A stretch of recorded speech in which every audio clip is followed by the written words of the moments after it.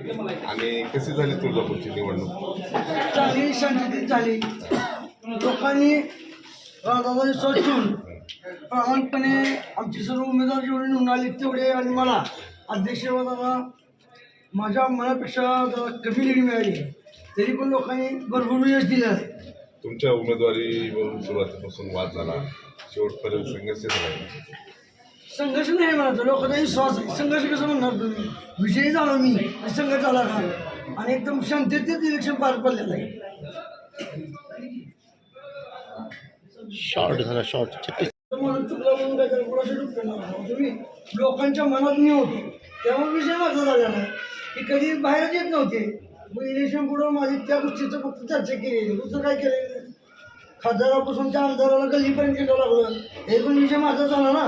स्वतः ओमराजे निंबाळकरांनी तुमच्यावर वारंवार टीका केली. त्यांना बोलण्याशिवाय काय येते का? जे जेवण ते स्वतः काय केलं, बापाच्यावर फक्त पोळ्याला आठवं लागली. त्यानं काय केलं? आम्ही इथं पहिल्यापासून आज चौथी टर्म आम्ही निवडून आलो. लोकांमध्ये हा आम्ही म्हणून निवडून येतो. भाजपच्या तुम्हाला उमेदवारी ज्यावेळेस दिली गेली त्यावेळेस असं सांगितलं की